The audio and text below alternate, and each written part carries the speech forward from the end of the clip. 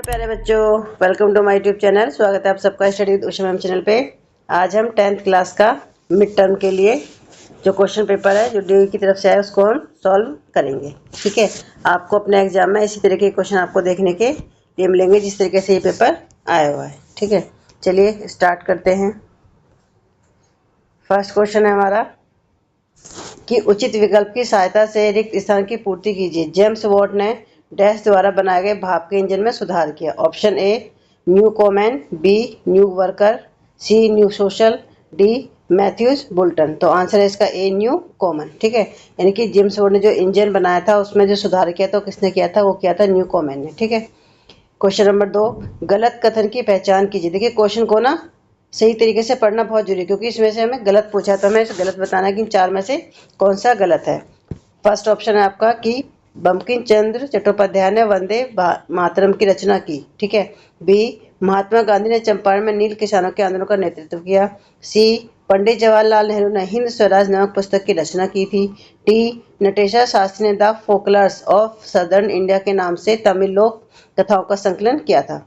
तो देखिए इसमें जो गलत है हमारा गलत ऑप्शन नंबर सी है। सी कि पंडित जवाहरलाल नेहरू ने हिंद स्वराज पुस्तक की, नहीं ये गलत है। पंडित जवाहरलाल नेहरू ने की थी हिंद स्वराज पुस्तक की जो रचना की थी वो की थी महात्मा गांधी ने।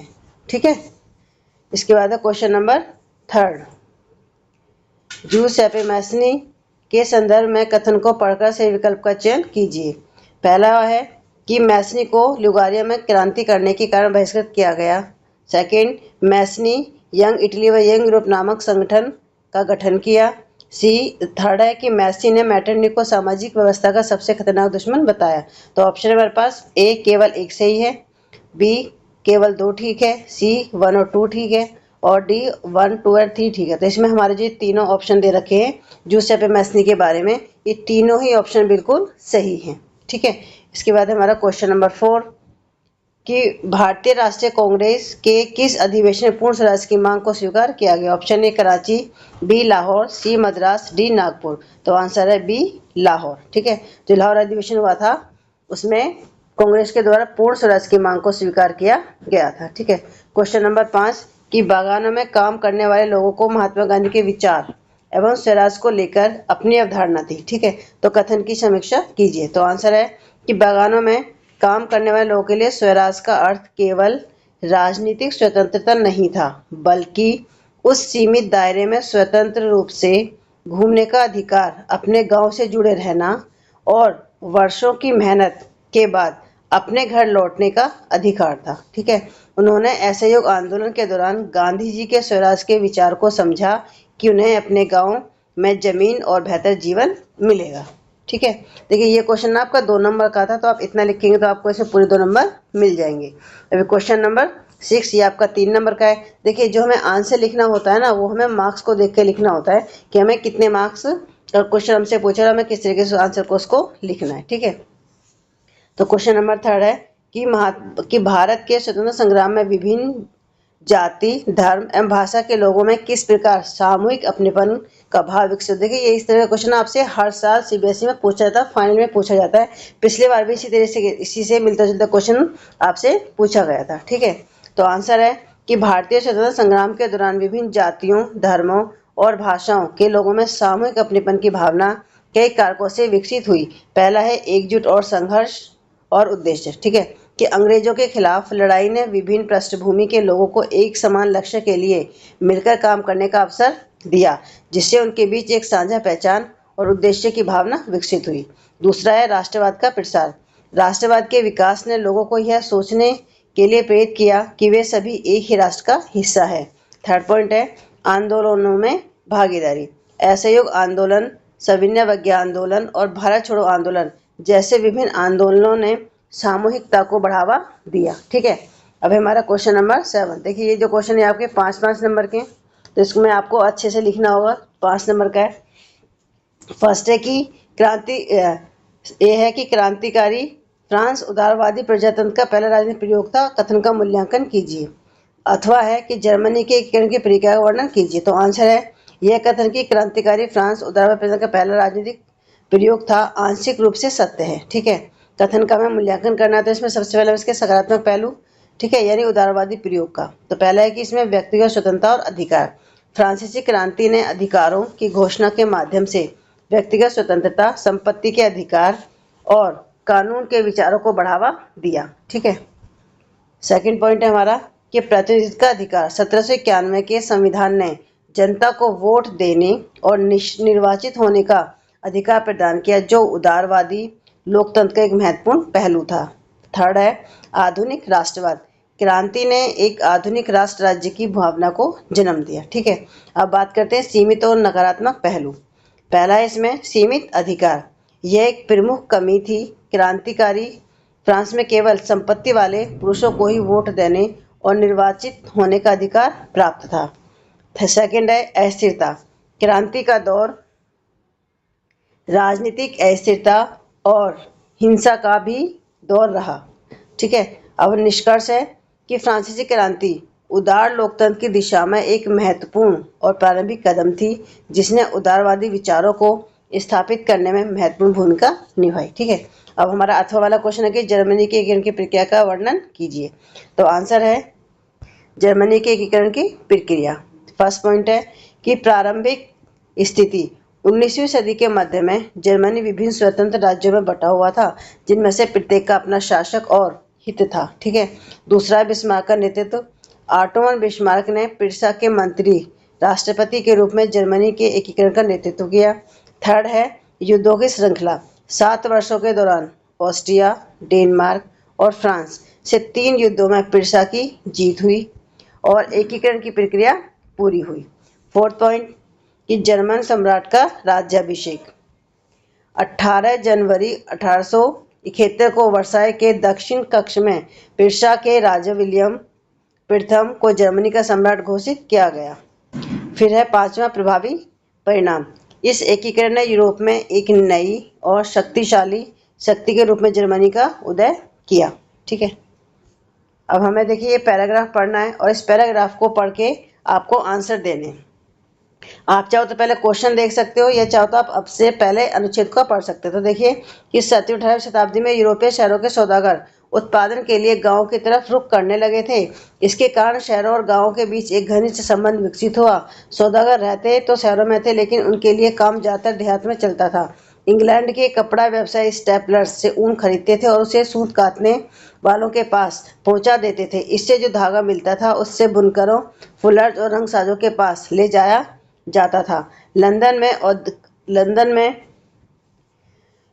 कपड़ों की फिनिशिंग होती थी। इसके बाद निर्यातक व्यापारी कपड़े को अंतर्राष्ट्रीय बाजार में बेच देते थे, इसलिए लंदन को फिनिशिंग सेंटर के रूप में ही जाना जाने लगा। यह आदि औद्योगिक व्यवस्था व्यावसायिक आदान प्रदान के नेटवर्क का हिस्सा थी। इस पर सौदागरों का नियंत्रण था और चीज़ों का उत्पादन कारखानों की बजाय घरों में ही होता था। उत्पादन के प्रत्येक चरण में प्रत्येक सौदागर 20 से 25 मजदूरों से काम करवाता है। इसका मतलब यह था कि कपड़ों के हर सौदागर के पास सैकड़ों मजदूर काम करते थे। तो पहला क्वेश्चन है हमारा कि शहरों और गांव के बीच एक घनिष्ठ संबंध कैसे विकसित हुआ। तो देखो आप पहली लाइन पढ़ो कि 17वीं और 18वीं शताब्दी में यूरोपीय शहरों के सौदागर उत्पादन के लिए गाँव की तरफ रुख करने लगे। ठीक है, तो इसके कारण शहरों और गाँव के बीच घनिष्ठ संबंध विकसित हुआ। तो पहले का आंसर आपको पहली ही लाइन में आपको मिल जाएगा। ठीक है, क्वेश्चन नंबर 2 कि किस शहर को फिनिशिंग सेंटर के रूप में जाना जाता है। तो देखिए ये लंदन है, देख रहे हो ना कि यहाँ से आपको दूसरे का आंसर सिर्फ यहाँ पे लंदन लिखना है कि लंदन का तो फिनिशिंग सेंटर के रूप में ही जाने लगा। ठीक है, तो यानी कि फिनिशिंग सेंटर के रूप में किसको जाना गया, लंदन को। ठीक, क्वेश्चन नंबर 3 है कि उत्पादन की आदि औद्योगिक व्यवस्था आधुनिक औद्योगिक व्यवस्था से किस प्रकार भिन्न थी। देखिए यानी कि आदि औद्योगिक व्यवस्था आदान प्रदान के नेटवर्क का हिस्सा थी। तो इसमें आपको यहाँ से करना पड़ेगा कि इस पर सौदागरों का नियंत्रण था और चीज़ों का उत्पादन कारखानों की बजाय घरों में ही होता था। तो इसमें आपका ये तीनों के आंसर आपको इसी में से ही देखने को मिल जाएंगे। ठीक है, क्वेश्चन नंबर 9 है कि देखो मानचित्र। ठीक है, 2 नंबर का क्वेश्चन आपका कि भारत के रेखा मानचित्र पर 2 स्थानों को ए और बी से अंकित किया गया है। इन स्थानों को नीचे दी गई जानकारी से पहचानिए और उस स्थान उनके निकट खींची गई रेखाओं पर लिखिए। तो देखिए इसमें हमारा पहला है कि उस स्थान की पहचान कीजिए जहां सितंबर 1920 में भारतीय राष्ट्रीय कांग्रेस का अधिवेशन हुआ था। ठीक है, तो भारतीय राष्ट्रीय कांग्रेस का अधिवेशन हुआ था वो हुआ था कलकत्ता में। ठीक है, तो यहाँ पे आपका ए में आएगा आपका कलकत्ता। ठीक, उसके बाद है सेकंड वाला कि उस स्थान की पहचान की जहां महात्मा गांधी ने सूती कपड़ा मिल मजदूरों के लिए आंदोलन किया था। तो वो स्थान था हमारा अहमदाबाद। ठीक है, और ये अहमदाबाद कहाँ पर है? ये गुजरात में। ठीक है, तो आपका ये दोनों नंबर। और देखिए आपके सीबीएसई में भी ना हर साल इसी तरीके से ये मैप भी सेम ऐसे ही पूछा जाता है। ठीक है, क्वेश्चन नंबर 10, भारतीय वन्य जीव संरक्षण अधिनियम किस वर्ष लागू हुआ? ए 1957, बी 1972, सी 1971, डी 1967। तो आंसर है बी 1972। क्वेश्चन नंबर 11, निम्नलिखित विशेषताओं के आधार पर मृदा की पहचान कीजिए। इन मृदाओं का निर्माण भारी वर्षा अत्यधिक निस्खलन के कारण हुआ। यह मृदा काजू कृषि के लिए उपयुक्त है। ऑप्शन है ए काली मृदा, बी वन मृदा, सी लेटराइट मृदा और डी मरुस्थलीय मृदा। तो आंसर हमारा सी लेटराइट मृदा। क्वेश्चन नंबर 12, भैरवदेव डाकघर सेंचुरी भारत के किस राज्य में स्थित है? ए राजस्थान, बी मध्य प्रदेश, सी हिमाचल, डी पंजाब। तो आंसर है ए राजस्थान। क्वेश्चन नंबर 13, गलत मिलान की पहचान कीजिए। ए जलोढ़ मृदा गन्ने की कृषि, बी काली मृदा कपास की मिट्टी, सी लेटराइट काजू की कृषि, डी लाल मृदा सेब की कृषि। तो आंसर हमारा इसमें डी लाल मृदा सेब की कृषि। ठीक है, क्वेश्चन नंबर 14, क्या संसाधनों का अतिउपयोग किए बिना ही विकास संभव है? उदाहरण से समझाइए। तो आंसर है हाँ, संसाधनों का अत्यधिक उपयोग किए बिना भी विकास संभव है। इसे सतत विकास कहते हैं। इसमें वर्तमान की जरूरतों का भी ध्यान रखा जाता है। इसके लिए नवीन और अक्षय ऊर्जा का उपयोग, वनों का संरक्षण, रिसाइकलिंग और पर्यावरण अनुकूल तकनीकों का इस्तेमाल किया जा सकता है, जैसे ऊर्जा का प्रयोग और जल संरक्षण। ठीक है, क्वेश्चन नंबर 15, वनों के संरक्षण में समुदाय की भूमिका पर संक्षिप्त नोट लिखिए। तो आंसर है स्थानीय लोग वनों की रक्षा, अवैध शिकार और कटाई रोकने, पौधारोपण करने और वनों के सतत उपयोग को सुनिश्चित करने में सक्रिय भूमिका निभाते हैं। वे अपने पारंपरिक ज्ञान का उपयोग करके पर्यावरण संतुलन बनाए रखने और जैव विविधता को सुनिश्चित करने में मदद करते हैं। ठीक है, क्वेश्चन नंबर 16, भारत में जल संरक्षण की किन्हीं 3 पारंपरिक विधियों की व्याख्या कीजिए। और अथवा वाला क्वेश्चन है कि जल की मात्रा को न तो घटाया जा सकता और नहीं बढ़ाया जा सकता है। कथन की व्याख्या कीजिए। तो आंसर है कि भारत में जल संरक्षण की 3 पारंपरिक विधियां। पहला है वर्षा जल संचयन, जिसमें तालाबों, कुओं और झीलों में बारिश का पानी इकट्ठा किया जाता है। सेकंड है बावड़ियां, जो सीढ़ियों वाले गहरे कुएं होते हैं, जल संचयन और पीने के लिए उपयोग किया जाता है। थर्ड है गुल और कुल, ये नहरों और चैनलों के माध्यम से पानी को खेतों तक पहुंचाते हैं। ठीक है, अब अथवा वाला क्वेश्चन है कि पृथ्वी पर जल की कुल मात्रा स्थिर है और उसे बढ़ाया या घटाया नहीं जा सकता। यह केवल जल चक्र के माध्यम से एक रूप से दूसरे रूप में परिवर्तित होती रहती है। हालांकि उपलब्ध मीठे पानी की मात्रा सीमित है और मानव गतिविधियों जैसे अत्यधिक उपयोग और प्रदूषण के कारण घटती जा रही है, जिससे स्वच्छ जल की कमी हो जाती है। क्वेश्चन नंबर 17, ये भारत के संदर्भ में संसाधन नियोजन की आवश्यकताओं का मूल्यांकन कीजिए। अथवा भारत में पाई जाने वाली विभिन्न प्रकार की मृदाओं की एक संक्षिप्त नोट लिखिए। तो आंसर है भारत एक विकासशील देश है जहां प्राकृतिक संसाधनों का प्रभावी और न्यायसंगत उपयोग अत्यंत आवश्यक है। संसाधन नियोजन की आवश्यकता के मुख्य कारण निम्नलिखित है। पहला है संसाधनों का असमान वितरण। भारत में प्राकृतिक संसाधन पूरे देश में समान रूप से वितरित नहीं है, इसलिए संसाधन नियोजन के माध्यम से इन संसाधनों का उचित आवंटन किया जाता है। दूसरा है जनसंख्या वृद्धि।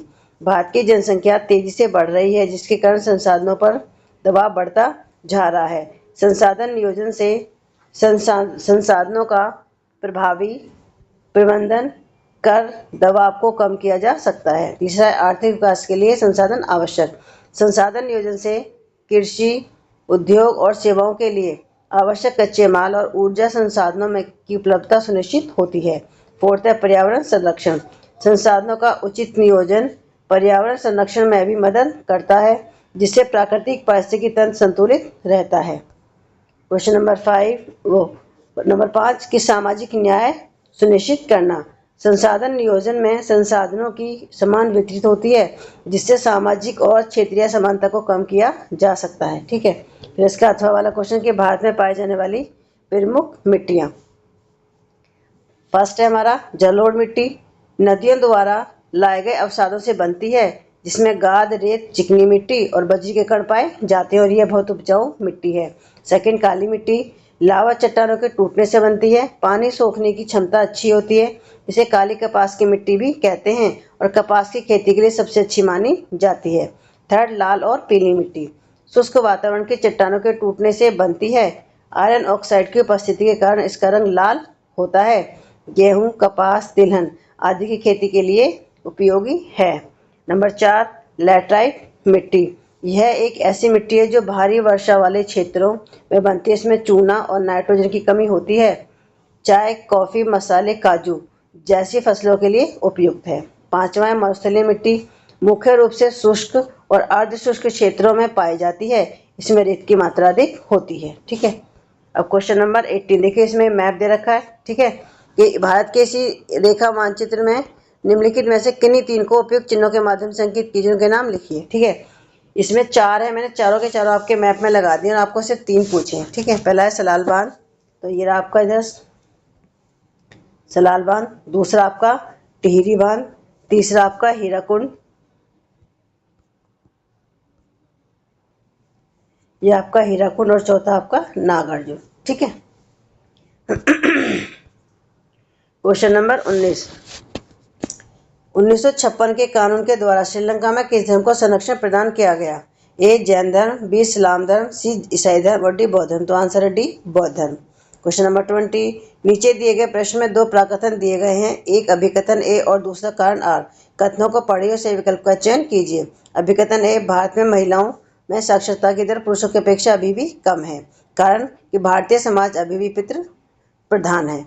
ऑप्शन है हमारे पास ए, अभिकथन ए एवं कारण आर दोनों सही है एवं कारण अभिकथन की सही व्याख्या करता है। बी, अभिकथन ए एवं कारण आर दोनों सही है परंतु कारण अभिकथन की सही व्याख्या नहीं है। ऑप्शन सी, अभिकथन ए सही है एवं कारण आर गलत है। ऑप्शन डी, अभिकथन ए गलत है और आर सही है। तो हमारा आंसर होगा ऑप्शन नंबर ए, क्योंकि इसके अंदर दो कारण और कथन दोनों सही हैं और अभिकथन की सही व्याख्या है। ठीक है, क्वेश्चन नंबर 21, भारतीय संविधान की 8वीं अनुसूची निम्नलिखित में से किस भाषा को शामिल नहीं किया गया है? ठीक है, तो जहाँ पे नहीं है उसको हमें ध्यान से पढ़ना होता है। पहला तमिल, हिंदी, जर्मन और पंजाबी। ठीक है, आप इसको अपने कॉमन सेंस से लगा सकते हो कि जर्मन तो भारत में बोली ही नहीं जाती, इसलिए इसको शामिल नहीं किया। तो आंसर होगा हमारा सी, जर्मन। ठीक है, अब हमें क्वेश्चन नंबर 22, सही मिलान करके उचित विकल्प, संघ सूची, गोद लेना, राज्य सूची, संचार और समवर्ती सूची, सिंचाई। तो देखिए, इसमें जो संघ सूची है, संघ सूची में हमारा संचार आएगा। ठीक है, राज्य सूची हमारी सिंचाई आएगी और संवर्त सूची हमारा गोद लेना आएगा। तो आप देख सकते हो 2, 3, 1 कहाँ पर, तो ये हमारा ऑप्शन नंबर डी। ठीक है, क्वेश्चन नंबर 23, नीचे 2 कथन 1 और कथन 2 के रूप में देखें, दोनों कथनों को पढ़िए और सही विकल्प का चयन कीजिए। कथन 1 है कि श्रीलंका 1947 में आज़ाद हुआ। कथन 2, श्रीलंका में गृह युद्ध हुआ। ऑप्शन है कथन ए और कथन 2 दोनों सही हैं। बी, कथन 1 सही और कथन 2 गलत हैं। सी, कथन 1 गलत और कथन 2 सही है। डी, कथन 1 और कथन 2 दोनों गलत हैं। तो इसमें आंसर हमारा होगा कथन 1 हमारा गलत है और कथन 2 सही है। ऑप्शन नंबर सी लिखा है ना, कथन 1 गलत और क्यों? जो श्रीलंका है, श्रीलंका 1947 में नहीं, श्रीलंका 1948 में आज़ाद हुआ था, तो इसलिए हमारा कथन नंबर 1 गलत हो जाएगा। ठीक है, लेकिन श्रीलंका में गृह युद्ध हुआ, ये कथन सही है। तो इसमें ऑप्शन होगा option number C. Question number 24, European Union का मुख्यालय कहाँ अवस्थित है? A, Sri Lanka, B, Bharat, C, Japan, D, Brussels. तो आंसर इसका डी, ब्रुसेल्स। क्वेश्चन नंबर 25, सत्ता के क्षैतिज वितरण पर संक्षिप्त नोट लिखिए अथवा सत्ता के ऊर्ध्वाधर वितरण पर संक्षिप्त नोट लिखिए। आंसर है हमारा सत्ता का क्षैतिज सरकार के विभिन्न अंगों, विधायिका, कार्यपालिका और न्यायपालिका के बीच सत्ता का बंटवारा। ठीक है, सत्ता का क्षैतिज वितरण कहा जाता है। इस व्यवस्था का मुख्य उद्देश्य शक्तियों को संतुलित करना और सत्ता के एकाधिकार को रोकना है, जिससे लोकतंत्र में संतुलन बना रहे। ठीक है, अथवा वाला क्वेश्चन है कि सत्ता का ऊर्ध्वाधर वितरण सरकार के विभिन्न स्तरों जैसे केंद्र, राज्य और स्थानीय के बीच शक्तियों का बंटवारा है, जिसमें शक्ति ऊपर से नीचे की कम होती जाती है। इस व्यवस्था में केंद्रीय सत्ता सबसे शक्तिशाली होती है। इसके बाद राज्य स्तर की सत्ता, फिर स्थानीय स्तर की सत्ता होती है। ठीक है। क्वेश्चन नंबर 26, धर्म एवं राजनीति के आपसी संबंधों पर महात्मा गांधी के विचारों को स्पष्ट कीजिए। तो है कि गांधी जी का मानना था कि राजनीति को धर्म से प्राप्त नैतिक सिद्धांतों द्वारा निर्देशित किया जाना चाहिए, जिसमें सत्य और अहिंसा पर जोर दिया जाना चाहिए। साथ ही एक धर्मनिरपेक्ष राज्य की वकालत की जानी चाहिए जो सभी धर्मों का सम्मान करे। ठीक है। क्वेश्चन नंबर 27 कि भारत की भाषा नीति का मूल्यांकन कीजिए। अथवा है कि सत्ता के विकेंद्रीकरण की आवश्यकता क्यों होती है और स्थानीय स्वशासन की आवश्यकताओं पर चर्चा कीजिए। तो आंसर है यह भाषा विविधता के सम्मान और समावेश के सिद्धांत पर आधारित एक बहुआयामी नीति है, जिसमें हिंदी राजभाषा है लेकिन राष्ट्रीय भाषा नहीं। ठीक है। संविधान हिंदी को राज्यों पर थोपने से रोकता है। पहले हम इसके सकारात्मक पहलू की बात करें तो सकारात्मक पहलू की यह पहला पॉइंट है कि बहुभाषिता का सम्मान। भारत की भाषा नीति विभिन्न भाषाओं और संस्कृतियों के फलने फूलने का अवसर देती है। सेकंड है भाषाओं का संरक्षण। संविधान की 8वीं अनुसूची में 22 भाषाओं को मान्यता प्राप्त है, जिससे उनके संरक्षण और विकास को बढ़ावा मिलता है। थर्ड है क्षेत्रीय भाषाओं का समर्थन। राज्यों को अपनी आधिकारिक भाषाएं चुनने और उपयोग करने की अनुमति है। ठीक है। नंबर 4, त्रिभाषा सूत्र। यह नीति भाषाओं के बीच एक सेतु बनाने का प्रयास करती है, विशेष रूप से शिक्षा में। अब इसके साथ हम सामने चुनौतियां। ठीक है। पहला है कि गैर हिंदी भाषी क्षेत्रों में हिंदी के बढ़ते प्रभाव और अंग्रेजी के लगातार महत्व के कारण क्षेत्रीय भाषाओं के संरक्षण में बाधा आती है। ठीक है। सेकंड है कि भाषाई विविधता को बनाए रखने और राष्ट्रीय एकता को बढ़ावा देने के बीच संतुलन बनाना एक बड़ी चुनौती है। थर्ड है कि मातृभाषा में शिक्षण मिलने से छात्रों की रचनात्मकता और वैज्ञानिक समझ बाधित होती है। चौथा, आर्थिक और सामाजिक कारणों से अंग्रेजी का प्रभाव बना हुआ है। और निष्कर्ष कि कुल मिलाकर भारत की भाषा नीति एक लचीली और समावेशी नीति है जो भारत की भाषाई विविधता को दर्शाती है। ठीक है। हमारा अथवा वाला क्वेश्चन है कि सत्ता के विकेंद्रीकरण की आवश्यकता क्यों है। तो आंसर है कि सत्ता के विकेंद्रीकरण की आवश्यकता निम्न कारणों से होती है। पहला है बेहतर स्थानीय प्रतिनिधित्व के लिए। दूसरा, लोकतंत्र में भागीदारी बढ़ाना। तीसरा, सत्ता के दुरुपयोग पर नियंत्रण। चौथा, समानता को बढ़ाना, जवाबदेही और पारदर्शिता। ठीक है। फिर है कि स्थानीय स्वशासन की आवश्यकता। तो इसमें क्या है कि पहला है कि लोकतंत्र की मजबूरी। स्थानीय स्वशासन लोकतंत्र की नींव है। यह नागरिकों को लोकतांत्रिक प्रक्रिया में भाग लेने का मौका देकर लोकतंत्र को मजबूत करता है। सेकंड, शक्तियों का विकेंद्रीकरण। यह केंद्र और राज्य सरकारों की शक्तियों को स्थानीय स्तर पर वितरित करता है। फिर है स्थानीय जरूरतों की पूर्ति। स्थानीय सरकारें उस क्षेत्र की विशिष्ट समस्याओं, परिस्थितियों और चुनौतियों को बेहतर ढंग से समझती है। ठीक है।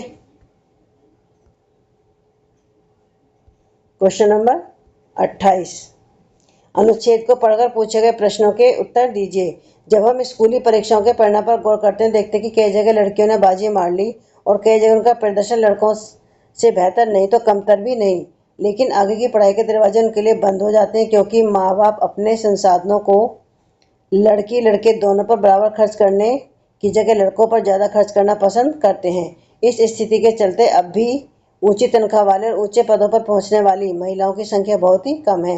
भारत में औसतन एक स्त्री एक पुरुष की तुलना में रोजाना घंटा ज़्यादा काम करती है, पर उसको ज़्यादातर काम के लिए पैसे नहीं मिलते, इसलिए अक्सर उनके काम को मूल्यवान नहीं माना जाता। 1976 के समान मजदूरी से संबंधित अधिनियम में कहा गया कि समान काम के लिए समान मजदूरी दी जाएगी। बहरहाल काम के हर क्षेत्र में, यानी खेल कूद की दुनिया से लेकर सिनेमा के संसार तक और कल कारखानों में से लेकर खेत खलिहान तक महिलाओं को पुरुषों की तुलना में कम मजदूरी मिलती है, भले ही दोनों ने समान काम किया हो। भारत के अनेक हिस्सों में माँ बाप को सिर्फ लड़के की चाह होती है। ठीक है। लड़की को जन्म लेने से पहले खत्म कर देने के इसी तरीके की मानसिकता से पनपते हैं। इससे देश का बाल शिशु अनुपात प्रति 1000 लड़कों पर लड़कियों की संख्या गिरकर 919 रह गया है। तो देखिए इसमें पहला क्वेश्चन है कि 1976 के समान मजदूरी से संबंधित अधिनियम का प्रमुख प्रावधान क्या था। देखिए इसमें प्रमुख प्रावधान ये था इसमें समान काम के लिए समान मजदूरी आपको दी जाएगी। ठीक है, यहाँ से ये आपका ये इतना आंसर है एक का। ठीक है, फिर है कि भारत में ऊंची तनख्वाह वाले और ऊंचे पदों पर पहुंचने वाली महिलाओं की संख्या कम क्यों है? क्यों है? देखिए, क्योंकि माँ बाप अपने संसाधनों को लड़के लड़कियों दोनों पर बराबर खर्च करने की जगह लड़कों पर ज़्यादा खर्च करना पसंद करते हैं। ठीक है, ये आपका यहाँ से क्वेश्चन आंसर नंबर 2, इसी कारण से जो महिलाओं की संख्या कम है। ठीक है, क्वेश्चन नंबर तीसरा कि भारत में घटते बाल शिशु अनुपात के प्रमुख कारण का विश्लेषण कीजिए। तो देखिए, इसमें यही है कि यहाँ से कि भारत के अनेक हिस्सों माँ बाप लड़के को सिर्फ लड़के की चाह होती है और लड़की को जन्म लेने से पहले खत्म कर देने के इसी मानसिकता से पनपते हैं। ठीक है, तो इसी कारण से इनका जो बाल शिशु अनुपात है वो कम हो गया है। ठीक है, क्वेश्चन नंबर 29, नीचे दिए गए सारणी में भारत और उसके पड़ोसी देशों के संबंध में कुछ आंकड़े दिए गए हैं। सारणी को ध्यान से पढ़कर नीचे दिए गए प्रश्न का उत्तर दीजिए। देखिए, श्रीलंका की आयु कितनी है? 75.5। ठीक है, भारत 68.8, म्यांमार 66.7, पाकिस्तान 66.6, नेपाल 70.6 और बांग्लादेश 72.8। ठीक है, देखिए, हमें इसमें क्वेश्चन समझना है कि क्या पूछ रहा है वो हमसे पूछ रहा है कि स्रोत मानव रिपोर्ट 2020 संयुक्त राष्ट्र विकास कार्यक्रम न्यूयॉर्क जन्म के समय सर्वाधिक संभावित आयु निम्नतम से उच्चतम के विषय में कौन सा क्रम सही है? ठीक है, यानी हमें सबसे कम से जाके सबसे ऊपर तक जाना है। तो आप इसमें देख सकते हो कि आप देख सकते हो कि पाकिस्तान में, देखिए, पाकिस्तान में सबसे कम, ठीक है, 66.6, उसके बाद म्यांमार 66.7, उसके बाद भारत 68.8। ठीक है, उसके बाद में हमारा नेपाल 70.6, उसके बाद आपका बांग्लादेश 72.8 और फिर श्रीलंका 75.5। तो यानी कि हमें सबसे कम से लेकर सबसे ज़्यादा तक जाना है। तो उसमें हमारा जो ऑप्शन आएगा ये हमारा ऑप्शन नंबर 1 इसका आंसर हो जाएगा। ठीक है, क्वेश्चन नंबर 30, गलत मिलान की पहचान कीजिए। प्राथमिक क्षेत्र डेयरी, प्राथमिक क्षेत्र बैंकिंग, प्राथमिक क्षेत्र मत्स्य और प्राथमिक क्षेत्र कृषि। तो हमें ये बताना कि इनमें से गलत कौन सा। तो देखिए, जो बैंकिंग है, बैंकिंग हमारा ये तृतीय क्षेत्र के अंतर्गत आता है। प्राथमिक क्षेत्र हमारा डेयरी, मत्स्य और कृषि, ये तीनों हमारे प्राथमिक क्षेत्र के अंतर्गत आते हैं। ठीक है, क्वेश्चन नंबर 31, नीचे दो कथन दिए गए, अभिकथन ए और कारण आर। कथनों को पढ़िए और सही विकल्प का चयन कीजिए। अभिकथन की एक देश की अर्थव्यवस्था पर संकट का असर दूसरे देश की अर्थव्यवस्था पर भी पड़ता है। ठीक है, वैश्वीकरण ने देशों की अर्थव्यवस्था के आपस में जोड़ दिया है। तो ऑप्शन ए अभिकथन ए एवं कारण आर दोनों सही है, कारण अभिकथन की सही व्याख्या है। बी अभिकथन ए और एवं कारण आर दोनों सही है परंतु कारण अभिकथन की सही व्याख्या नहीं है। सी अभिकथन ए सही है एवं कारण आर गलत है। डी अभिकथन ए गलत परंतु कारण आर सही है। देखिए, इसमें जो हमारा आंसर होगा ए, क्योंकि इसमें जो दे रखा है हमारा कथन और कारण दोनों सही और जो ये अभिकथन है ये इसकी सही व्याख्या करता है। ठीक है, क्वेश्चन नंबर 32 कि मानव विकास के विषय में निम्नलिखित कथनों को पढ़िए और सही विकल्प का चयन कीजिए। फर्स्ट है कि यह संयुक्त राष्ट्र विकास कार्यक्रम द्वारा तैयार किया गया समग्र सूचकांक है। नंबर 2, इसके मापन के लिए लंबी उम्र, साक्षरता और प्रति व्यक्ति आय मापदंड है। 3, विकसित और निम्न विकासशील देशों के अनुसार देशों की रैंकिंग की जाती है। 4, विश्व बैंक जीवन की गुणवत्ता के आधार पर मानव विकास रिपोर्ट तैयार करता है। ऑप्शन दे रखे हमारे पास कि केवल 1 और 2 सही हैं। बी केवल 2 और 3 सही हैं। सी केवल 1 और 3 सही हैं। डी 2 और 4 सही हैं। तो देखिए, इसमें हमारे ऑप्शन पहला और दूसरा जो ए है ये सही, क्योंकि जो ये विकास ये समग्र सूचकांक है ये भी ठीक है और उसको मापने के लिए लंबी उम्र, साक्षरता और प्रति व्यक्ति आय मापदंड है। ठीक है, क्वेश्चन नंबर 33, देखिए 33 में ये आपको ये 4 ऑप्शन दे रखे हैं, इनमें से चारों में से एक एक जो अलग है उसको पहचानना है। पर्यटन निर्देशक धोबी दर्जी कुमार, तो इसमें पर्यटन निर्देशक अलग होगा। शिक्षक डॉक्टर सब्जी विक्रेता वकील, इसमें सब्जी विक्रेता अलग होगा। सी डाकिया मोची सैनिक पुलिस कांस्टेबल, तो इसमें मोची अलग होगा। और MTNL भारतीय rail, air India, jet Airways और इंडिया, तो इसमें जेट एयरवेज अलग होगा। ठीक है, ये क्वेश्चन आपको गलत दे रखा है इस तरीके से। ये क्वेश्चन नंबर 34, मुद्रा का आधुनिक रूप क्या है? ए पशुधन, बी अनाज, सी सोने के सिक्के, डी कागज के करेंसी नोट। तो आंसर है डी कागज के करेंसी नोट। ठीक है, क्वेश्चन नंबर 35, असंगठित क्षेत्र में श्रमिकों का शोषण होता है। क्या आप इस विचार से सहमत हैं? अपने उत्तर के समर्थन में तर्क दीजिए। हाँ, आंसर है कि हाँ, असंगठित क्षेत्र में काम करने वाले श्रमिकों का प्राय शोषण होता है, क्योंकि वहाँ कम वेतन, अनियमित काम, उचित सुविधाओं का अभाव और नौकरी की असुरक्षा जैसी समस्याएं मौजूद होती हैं। ठीक है। क्वेश्चन नंबर 36, एक के लिए जो विकास है वह दूसरे के लिए विकास न हो, यहाँ तक कि वह दूसरे के लिए विनाशकारी भी हो सकता है। उचित उदाहरणों द्वारा कथन की पुष्टि कीजिए। तो आंसर है कि बांधों का निर्माण उद्योगपतियों और बड़े किसानों के लिए फायदेमंद हो सकता है, लेकिन इससे कृषि भूमि जलमग्न हो सकती है और लोगों का जीवन बाधित हो सकता है। अधिक मजदूरी का मतलब एक श्रमिक के लिए विकास है, लेकिन यह नियोक्ता के खिलाफ जा सकता है। एक उपभोक्ता कम कीमतों पर विभिन्न घरेलू वस्तुओं को खरीदना चाहता है, लेकिन एक व्यापारी विक्रेता इन वस्तुओं को उच्च कीमत पर बेचना चाहता है। ठीक है। क्वेश्चन नंबर 37, संगठित क्षेत्र एवं असंगठित क्षेत्रों की तुलना कीजिए अथवा अर्थव्यवस्था के निजी क्षेत्र एवं सार्वजनिक क्षेत्र के मध्य अंतर कीजिए। आंसर है संगठित क्षेत्र। इसमें रोजगार की सुरक्षा होती है। 2 कार्य के घंटे निश्चित होते हैं। 3rd, कर्मचारी योजनाओं का लाभ मिलता है। 4th, ये व्यवसाय सरकार के साथ औपचारिक रूप से पंजीकृत हैं। ठीक है। हम बात करते हैं संगठित क्षेत्र। यह क्षेत्र औपचारिक रूप से पंजीकृत नहीं होता। अक्सर रोजगार अस्थायी और असुरक्षित होता है। वेतन अनिश्चित होता है और सामाजिक सुरक्षा लाभ उपलब्ध नहीं होते। कार्य के घंटे निश्चित नहीं होते। अब हमारा अथवा वाला क्षेत्र की निजी क्षेत्र और सार्वजनिक क्षेत्र में अंतर। तो पहले हम बात करते हैं निजी क्षेत्र की। सबसे पहले इसमें स्वामित्व। इसका स्वामित्व व्यक्तियों निजी संस्थाओं के पास होता है। उद्देश्य, इसका मुख्य उद्देश्य लाभ कमाना और शेयरधारकों के लिए मूल्य बढ़ाना होता है। 3rd, संचालन। इसे निजी नागरिक चलाते हैं और ये निर्देशक मंडल या मालिकों को जवाबदेह होते हैं। 4th, लचीलापन और प्रतिस्पर्धा। निजी क्षेत्र में अधिक लचीलापन, नवाचार और प्रतिस्पर्धा होती है, जिससे दक्षता और उत्पादकता बढ़ती है। ठीक है। उदाहरण के लिए निगम, खुदरा रेस्तरां, IT कंपनियां निजी क्षेत्र के उदाहरण हैं। ठीक है। हम बात करते हैं सार्वजनिक क्षेत्र की। पहला है स्वामित्व। यह सरकार के पूर्ण आंशिक स्वामित्व में होता है। दूसरा, उद्देश्य। इसका उद्देश्य मुख्य जनता की सेवा करना और सार्वजनिक वस्तुएं सेवा प्रदान करना। संचालन, इसका संचालन सरकार द्वारा या उसके अभिकरणों के द्वारा किया जाता है। नौकरी की स्थिरता। सार्वजनिक क्षेत्र की नौकरी में उच्च स्तर नौकरी की सुरक्षा, लाभ और स्थिरता होती है। उदाहरण है इसके पुलिस, सेना, सार्वजनिक स्कूल, सार्वजनिक परिवहन। ठीक है। अब हमारा 38 क्वेश्चन, अनुच्छेद को पढ़िए, उसके प्रश्नों के उत्तर दीजिए। ठीक है। प्राथमिक और द्वितीय क्षेत्र के अतिरिक्त आर्थिक गतिविधियों की तीसरी कोटि भी है, जो तृतीय क्षेत्र के अंतर्गत आती है और उपयुक्त 2 क्षेत्रों से भिन्न है। ये गतिविधियां प्राथमिक और द्वितीय क्षेत्र के विकास में मदद करती हैं। ये गतिविधियां स्वयं वस्तुओं का उत्पादन नहीं करती, बल्कि उत्पादन प्रक्रिया में सहयोग मदद करती हैं। ठीक है।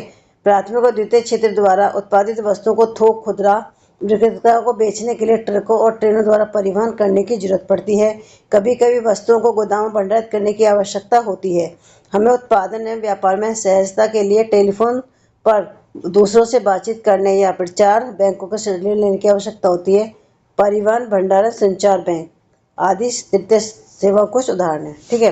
तो देखिए, पहला क्वेश्चन इसमें कि अर्थव्यवस्था का तृतीय क्षेत्र किसे कहते हैं। तो तीसरे क्षेत्र में क्या आता है, तो यानी कि वो क्षेत्र इसमें क्या है कि ये वस्तुओं का उत्पादन नहीं करती हैं। तो आप इसको यहाँ से लिख सकते हो, यहाँ से, कि स्वयं वस्तुओं का उत्पादन नहीं करती बल्कि उत्पादन प्रक्रिया में सहयोग करती हैं। उसे हम क्या बोलते हैं, उसे हम बोलते हैं तीसरा क्षेत्र। तीसरे क्षेत्र का एक उदाहरण इसमें आप देख सकते हो, ये परिवहन, भंडारण, संचार, बैंक, ये आपके तीसरे सेवा क्षेत्र के उदाहरण हैं। ठीक है। फिर तृतीय क्षेत्र हाल के दिनों में क्यों महत्वपूर्ण होता जा रहा है, क्योंकि देखिए ये जो तीसरा क्षेत्र है,